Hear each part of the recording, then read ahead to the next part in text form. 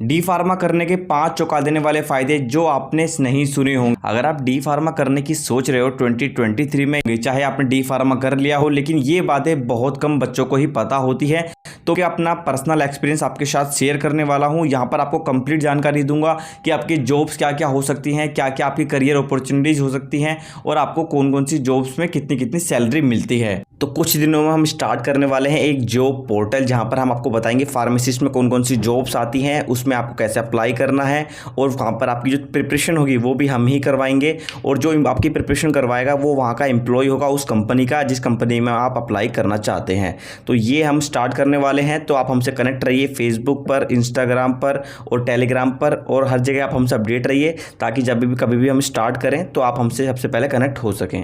सबसे पहले बात करते हैं कि अगर आप डिप्लोमा इन फार्मेसी करने की सोच रहे हो तो आपके पास क्या क्या एलिजिबिलिटी होनी चाहिए, यानी आपके पास ऐसी कौन सी क्वालिफिकेशन होनी चाहिए जिससे आप डिप्लोमा इन फार्मेसी में आराम से एडमिशन ले सकते हो। तो नंबर 1 पर आता है ओनली पीसीबी और पीसीएम स्टूडेंट्स कैन अप्लाई। इसका मतलब ये है कि अगर आपके पास 12th क्लास में साइंस थी तभी आप यहाँ पर अप्लाई कर सकते हो। अगर आपके पास आर्ट्स थी या फिर कॉमर्स थी तो आप यहाँ पर अप्लाई नहीं कर सकते हो। इस बात को आप बिल्कुल ध्यान से कर लो।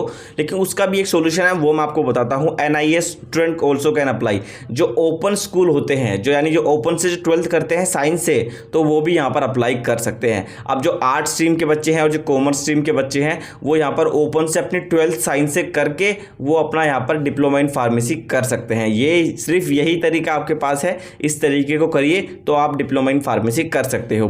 दूसरा ये है कि मिनिमम 50% मार्क्स रिक्वायर्ड। अगर आप NIOS से जो 12th करते हो या आप अपने बोर्ड से 12th करते हो साइंस में, तो आपके पास ऐसा नहीं कि 70-80% चाहिए तभी एडमिशन होगा, ऐसा नहीं है। यहाँ पर आपके 55-50% से मार्क्स ऊपर होने चाहिए हर सब्जेक्ट में, सारे मिला के नहीं, हर सब्जेक्ट में होनी चाहिए, तब आप आराम से एडमिशन ले सकते हो। उससे कम अगर आपके जाते हैं तो आप एलिजिबल नहीं होंगे, आपको एग्जाम दोबारा देने पड़ेंगे। और चौथा यह है मेरिट बेस या फिर एंट्रेंस बेस्ड एडमिशन। सबसे पहला यह है कि जो एडमिशन होता है वो 2 तरीके से होता है। पहला होता है मेरिट बेस, यानी आपके 12th क्लास के परसेंटेज के बेसिस पर यहाँ पर एडमिशन होता है।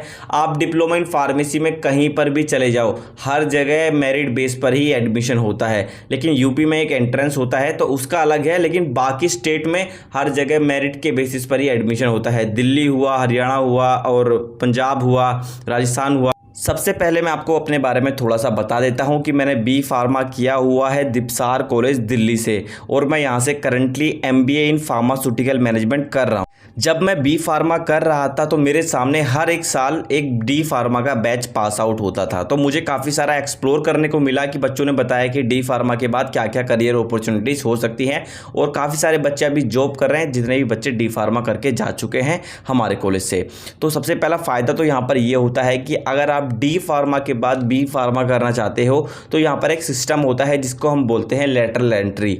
उसमें आप डी फार्मा करने के बाद डायरेक्ट बी फार्मा के सेकेंड ईयर में एडमिशन ले सकते हो, और ये आप किसी भी प्राइवेट कॉलेज या फिर गवर्नमेंट कॉलेज में कर सकते हो। अगर आप गवर्नमेंट कॉलेज में जाओगे तो आपको हर जगह मेरिट के बेसिस पर ही एडमिशन मिलेगा, कहीं कहीं एंट्रेंस होता है, आप वहां से अपना बी फार्मा की डिग्री कंप्लीट कर सकते हो। सेकेंड नंबर पॉइंट है any degree course along with diploma. Suppose करो कि आप किसी गवर्नमेंट जॉब की प्रिपरेशन करना चाहते हो तो उसके लिए आपके पास डिग्री होनी कंपलसरी है, जो कि 3 साल की होती है। तो यहाँ पर आप क्या करो कि आप डिप्लोमा इन फार्मेसी में एडमिशन ले लो, और ओपन से NIOS यानी ओपन से आप अपनी डिग्री कंटिन्यू रखो, तो आपकी डिग्री भी साथ साथ चलती रहेगी और आपका डी फार्मा भी साथ साथ चलता रहेगा।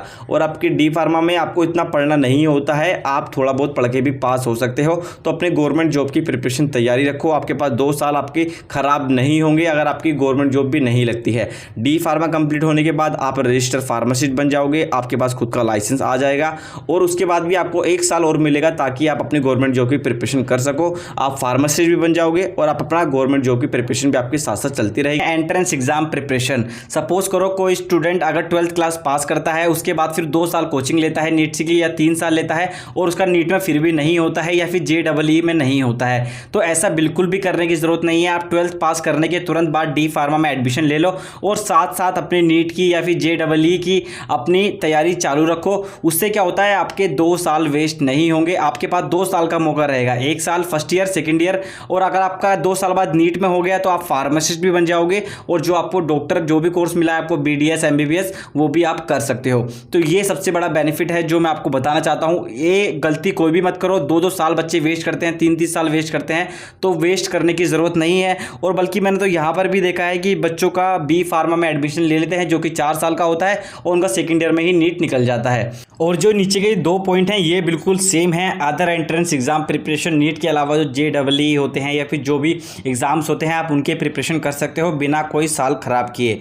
और दूसरा है गवर्नमेंट जॉब प्रिपरेशन। जैसा कि मैंने आपको थोड़ी देर पहले बताया कि जो हमारे सीनियर्स थे वो दिल्ली पुलिस की तैयारी करते थे या फिर SSC की तैयारी करते थे, तो उन्होंने D फार्मा में एडमिशन ले लिया था, लेकिन उनकी जो डिस्टेंस से उनकी जो ग्रेजुएशन थी वो चलती रही, और उसके पास होने के बाद किसी की गवर्नमेंट जॉब लग गई या किसी की नहीं लगी। लेकिन ये आपके पास रहता है कि आपके 2 साल खराब नहीं होंगे, पर D फार्मा वाले जॉब्स कर सकते हैं। कौन सी गवर्नमेंट जॉब है, कौन सी प्राइवेट जॉब है। सबसे पहले बात करते हैं गवर्नमेंट फार्मासिस्ट जॉब। तो गवर्नमेंट फार्मासिस्ट जॉब जैसे कि आपको पता है कि एम्स हुआ, DSSS भी हुआ, इसरो फार्मासिस्ट हुआ, रेलवे फार्मासिस्ट हुआ, इतनी सारी वैकेंसी निकलती है सिर्फ D फार्मा वाले स्टूडेंट्स के लिए। तो आप यकीन नहीं करोगे, कहीं कहीं तो ये क्राइटेरिया होता है कि only D pharma students are eligible, यानी D फार्मा के स्टूडेंट ही भर सकते हैं, B फार्मा वाले वहाँ पर एलिजिबल नहीं है फार्मासिस्ट की जॉब के लिए। ये मैं आपको एग्जांपल के साथ समझाता हूँ। बिहार में अभी ये हुआ है कि जो B फार्मा वाले बच्चे हैं वो इंडस्ट्री में जाएंगे, और जो D फार्मा वाले बच्चे हैं वही जो फार्मासिस्ट की गवर्नमेंट जॉब होती है वहीं अप्लाई कर पाएंगे। और रही बात प्राइवेट में, अगर आप किसी भी प्राइवेट हॉस्पिटल में जाते हो, अगर वहाँ पर आपको पता चलता है कि एक फार्मासिस्ट की वैकेंसी खाली है, तो आप वहाँ पर भी आप एक प्राइवेट हॉस्पिटल में pharmacist as a pharmacist work कर सकते हो। D फार्मा वाले स्टूडेंट जो है वो लैब असिस्टेंट की जॉब भी कर सकते हैं गवर्नमेंट कॉलेज में, प्राइवेट कॉलेजेस में। MR की जॉब यहाँ पर मिल जाती है बहुत आसानी से, जो D फार्मा वाले स्टूडेंट ही करते हैं, और स्टार्टिंग सैलरी वो कम से कम 30 से लेकर 35 हज़ार तक बच्चे कमा लेते हैं MR की जॉब में।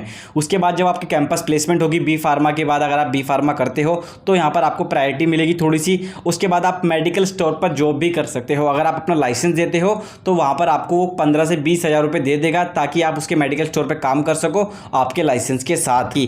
काफ़ी सारे स्टूडेंट्स को ये डाउट होता है कि जो D फार्मा वालों को सिर्फ मेडिकल स्टोर का ही लाइसेंस मिलता है, बल्कि ऐसा नहीं है, होलसेल का भी लाइसेंस मिलता है। दोनों में लाइसेंस बिल्कुल सेम होते हैं, B फार्मा में भी D फार्मा में भी। बस B फार्मा में एक लाइसेंस थोड़ा एक्स्ट्रा मिलता है जो होता है मैन्युफैक्चरिंग का, लेकिन उसकी किसी बहुत कम बच्चों को ऐसे होते हैं, 100 में से कोई, हज़ारों में से कोई ये बच्चा होगा जिसको उसकी ज़रूरत पड़ती है, वरना कोई भी बच्चा उस लाइसेंस को नहीं बनवाता है। तो आपको बिल्कुल भी घबराने की ज़रूरत नहीं है कि लाइसेंस अलग होता है, ये होता है, वो होता है, कुछ भी ऐसा नहीं होता है। लाइसेंस बिल्कुल सेम होते हैं। ये जो जानकारी जो मैंने आपको दी है ये 100% करेक्ट है, क्योंकि जो मैंने अपनी आंखों से देखा है अपने सीनियर्स को काम करते हुए, वही मैं आपको बता रहा हूँ। दूसरा ये है कि मेडिकल स्टोर प्लस जॉब, यहाँ पर क्या है कि सपोज करो आपने अपना मेडिकल स्टोर खोल दिया स्टार्टिंग में, और आपने वहाँ पर किसी को बिठा दिया, और लेकिन आप साथ में MR में जॉब कर रहे हो या फिर किसी फार्मास्यूटिकल कंपनी में जॉब कर रहे हो, तो ये मानो आपकी डबल इनकम वहाँ से होने वाली है।